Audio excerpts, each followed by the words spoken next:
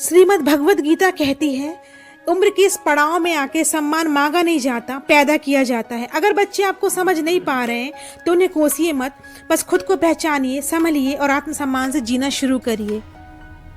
सवाल उठता है, जब अपने ही सम्मान ना करें तब क्या करें? जवाब श्रीमद् भगवत गीता कहती है, वो ग्रंथ जो सिर्फ युद्ध के लिए नहीं, जीवन के हर संघर्ष के लिए है। रिश्ते वही होते हैं जो दिल से निभाए जाएं, लेकिन जब बेटे ही ताना दे, बहू चुप रहने लगे और पोता मोबाइल से सर उठाकर ना देखे, तब आत्मा पूछती है, क्या मैं अब व्यर्थ हो गया हूँ? गीता कहती है, नहीं, तुम व्यर्थ नहीं हुए, तुम परिपक्व हो गए हो। नमस्कार साथियों, स्वागत है आपका सीनियर साथी चैनल में, जहां हम डेली शाम को 7 बजे आपके लिए एक ऐसा वीडियो लेके आते हैं जो आपके अनुभव के लिए है, ज्ञान के लिए है, स्वास्थ्य के लिए है।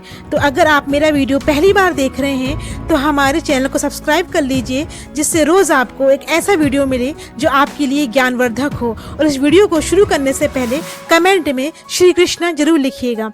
गीता कहती है, कर्म करो, फल की चिंता मत करो, कर्मण्येवाधिकारस्ते मा फलेषु कदाचन। आपने बच्चों को पाल पोस कर बड़ा किया, पढ़ाया लिखाया, यह आपका धर्म था। वे बदले में क्या दे रहे हैं, ये उनके कर्म है। वो जो कर रहे हैं, जैसा व्यवहार कर रहे हैं, उनके कर्मा निर्धारित करेंगे। आप अपने कर्मा मत रोकिए, लेकिन उम्मीद छोड़िए। गुप्ता जी रिटायर हुए। बेटे ने कहा, अब आप आराम कीजिए, पर अगले ही हफ्ते बहू बोली, पापा जी रोटियां पतली नहीं हो सकती, इससे ज़्यादा जैसा खाना है वैसे ही आपको खाना पड़ेगा। पहले गुप्ता जी टूटे, फिर गीता पढ़ी और खुद से बोले, मेरी शांति अब किसी के व्यवहार पर निर्भर नहीं है। वो चुप रहे, लेकिन हार नहीं मानी। सम्मान भीख नहीं होता, और जब अपनों से ना मिले तब आत्मा को समझाओ, मैं अपने आप में संपूर्ण हूँ। अपमान का जवाब मौन में छिपा है। दुखेषु नुद्विग्न मनः सुखेषु विगत स्पृहा। जो मनुष्य अपमान में भी विचलित ना हो और सम्मान में भी घमंड ना करे, वही स्थिर बुद्धि कहलाता है। बहू ने सबके सामने ताना मारा सबिता अम्मा को कि आप पुरानी सोच की हैं। सबिता अम्मा मुस्कुराई, बोली कुछ नहीं, बस जाकर गीता के उस पन्ने को खोल लिया जहाँ लिखा था, जैसे वायु गंध को उड़ाकर ले जाती है, वैसे ही बुद्धि को अपमान बहा नहीं सकता। आपका मौन अपमान से बड़ा उत्तर है, क्योंकि मौन का वजन कभी शब्दों से हल्का नहीं होता। स्थिति प्रज्ञ कौन होता है? जो सम्मान और अपमान दोनों में एक समान रहे, जो बच्चों के व्यवहार से दुखी नहीं होता, जो खुद को पहचानता है। आप स्थिति प्रज्ञ बन जाइए। आपकी आत्मा बहुत ऊंची है, ये बच्चों के व्यवहार से गिरती नहीं। भूतकाल छोड़िए, वर्तमान में अपनाना सीखिए। जातस्य ही ध्रुवो मृत्यु।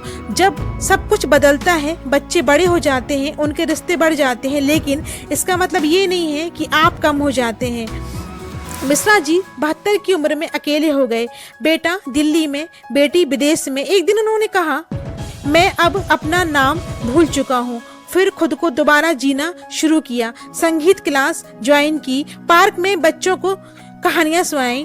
अब वो अकेले हैं, पर अधूरे नहीं, क्योंकि उन्होंने वर्तमान को अपनाया। वो आत्मा जिसे भगवान ने बनाया, वो सिर्फ रिश्तों पर निर्भर नहीं होती, वो अपने कर्मों से जीवित रहती है।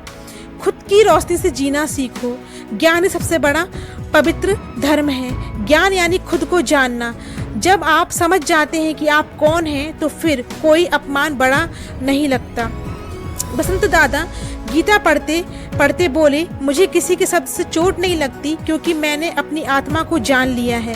अब बेटे आए ना आए, वो मंदिर जाते हैं, बच्चों को गीता सिखाते हैं और कहते हैं, अब मैं हर दिन खुद को सम्मान देता हूँ। अगर बेटे बेटियाँ बदल जाएं तो दुख मत कीजिए, उन्हें माफ़ कीजिए और खुद को अपनाइए, क्योंकि जब आप श्री कृष्ण से जुड़ जाते हैं, तब दुनिया का हर ताना मौन हो जाता है और आप गीता के उस सत्य को जीने लगते हैं। मैं शरीर नहीं हूँ, मैं आत्मा हूँ, और आत्मा का कोई अपमान नहीं कर सकता।